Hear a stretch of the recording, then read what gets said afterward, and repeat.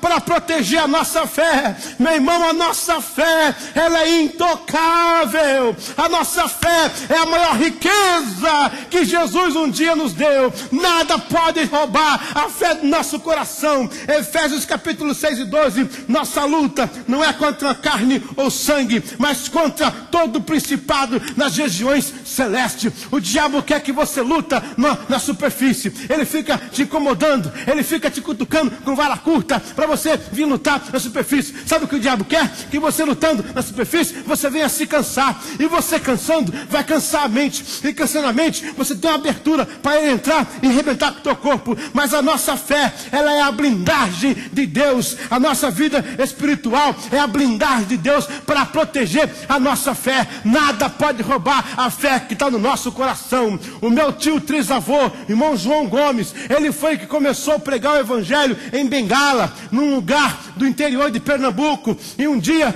os jesuítas bateram muito nele. Isso foi há muitos anos atrás. Muitos anos atrás.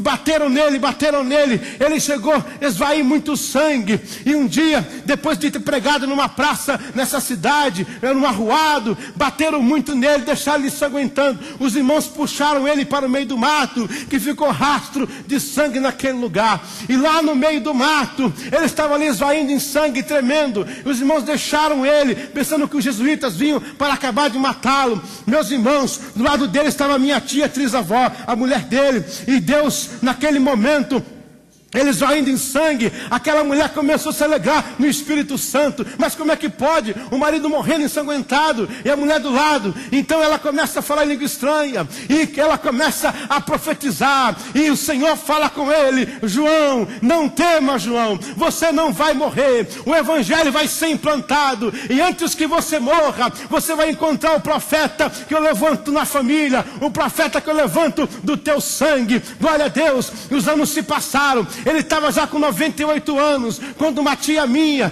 disse: vamos conhecer o tio João. E quando fomos na casa do tio João, lá num lugar chamado Casa Amarela, lá em Recife, eu cheguei na casa dele, e estava lá ele bem velhinho, a sua esposa bem velhinha.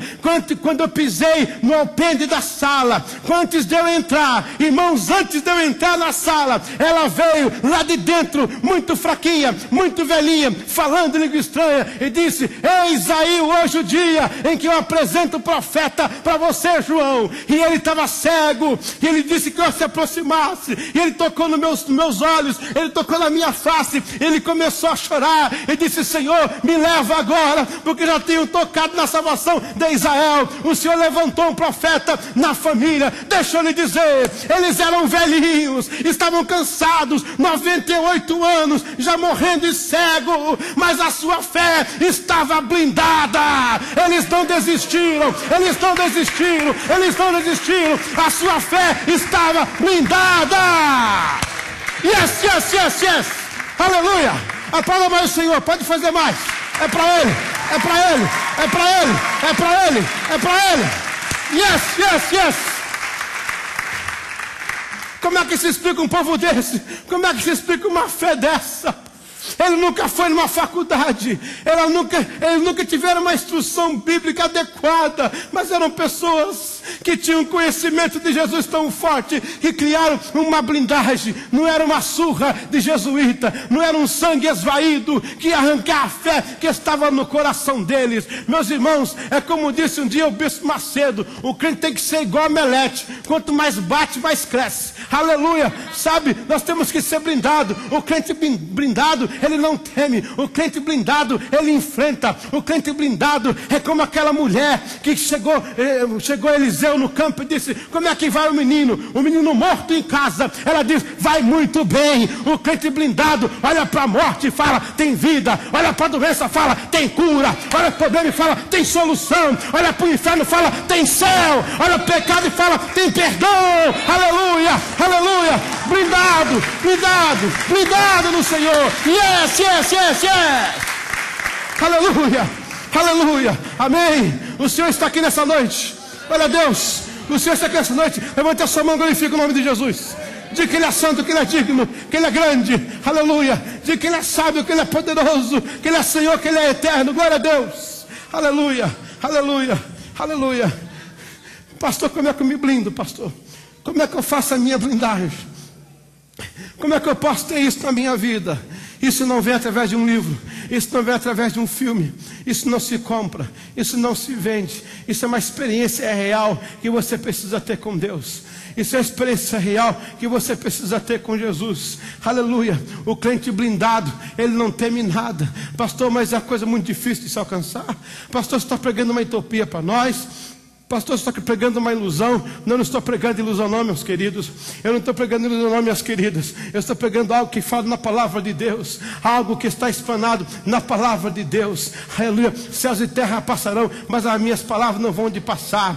Segundo a tradição, meus amados, aleluia. A Bíblia diz que o apóstolo Pedro, aliás, a tradição, a história diz que o apóstolo Pedro, ele foi preso pelo César. Não está na Bíblia essa história, é uma história paralela, mas os anais da história registram como fato. Ele foi preso e ele ficou muitos meses antes de morrer. Ele ficou muitos meses numa prisão. Irmãos, olha que situação do apóstolo Pedro. O mesmo apóstolo Pedro que escreveu as cartas maravilhosas, que escreveu coisas tão preciosas nas cartas. Diz a história que o apóstolo Pedro, ele foi colocado num lugar, ele foi preso num lugar, ele foi ficado numa estaca. Ele era alimentado, mas ficava o dia inteiro ali inerte. Às 5 horas da tarde. Se você não sabe, Roma foi o primeiro império no mundo que fez com que a irrigação fosse uma coisa muito mais bem feita. Inclusive essa questão de esgoto.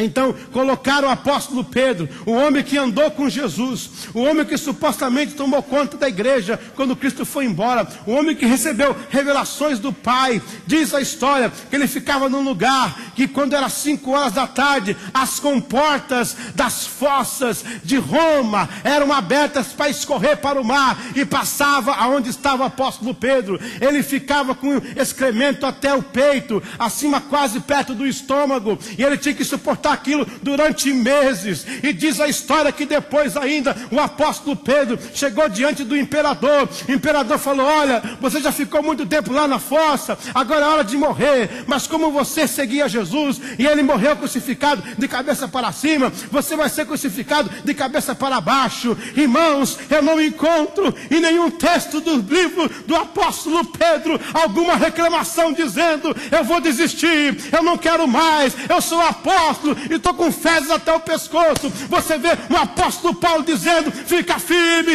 e constante e vigilante na obra do Senhor, blindado, blindado, blindado, blindado pelo poder de Deus.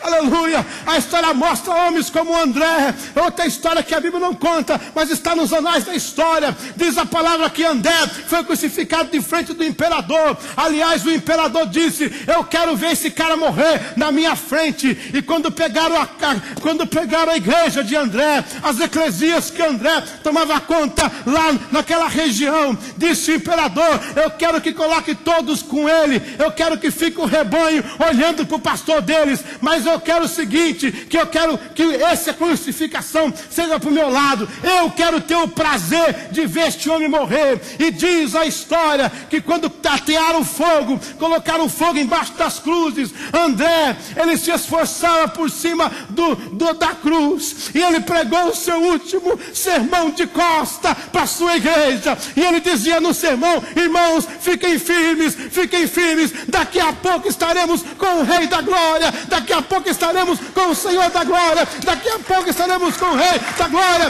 blindado, blindado, blindado, blindado no Espírito Santo de Deus.